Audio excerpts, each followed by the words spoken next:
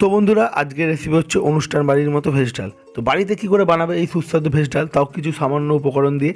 তো সেটাই আজকে তোমাদের সাথে শেয়ার করব। আর এর সাথে একটু গোল গোল বেগুন ভাজা, আলু ভাজা আর মাছ ভাজা, এগুলো হলে তো পুরো জমেই যাবে।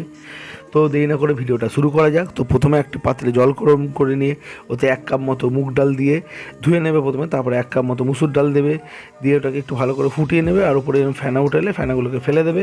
দেওয়ার পরে যখন ডালটা একদম ভালো করে ফুটে যাবে, তারপর একটা পাত্রে তেল গরম করে নিয়ে তেলটা ভালো করে গরম হয়ে গেলে ওর মধ্যে কিছু গাজর দেবে, আর কিছু বিনস দেবে, আর কিছু ফুলকপি দেবে, দিয়ে আর একটু সামান্য নুন দেবে।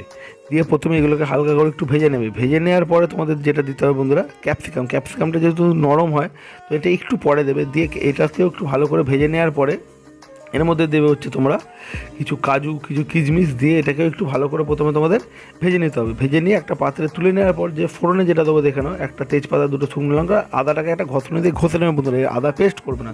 তারপর দেবে টমেটো কুচি, একটু নুন, একটু চিনি, আর গরম মশলা গুঁড়োটা দেবে বন্ধুরা। গোটা গরম মশলা মুখে পরে এটা ভালো লাগে না, গুঁড়ো। আর জিরেটা বন্ধুরা প্রথমে দেবে, আমি এটা দিতে ভুলে গেছিলাম তাই পরে দিলাম। আর তারপর যখন টমেটোটা একদম খুন্তি দিয়ে টিপে দেখবে গলে যাচ্ছে, তারপর সমস্ত মশলাগুলোকে দিয়ে, মানে যে সবজিগুলো ভেজে রেখেছিলে দিয়ে, ওটাকে নেড়ে চেড়ে তার উপর দিয়ে দেবে ডালটাকে দিয়ে মোটামুটি 10 থেকে 15 মিনিট ফোটানোর পরে ওপর থেকে ঘি দিয়ে একটু নেড়ে চেড়ে নামিয়ে নিয়ে দুর্দান্ত ভেজ ডালের রেসিপি রেডি হয়ে গেল। বাড়িতে বসে খাও, এনজয় করো। ভিডিওটা কীরকম লাগলো অতি অবশ্যই আমাকে কমেন্ট করে জানিও।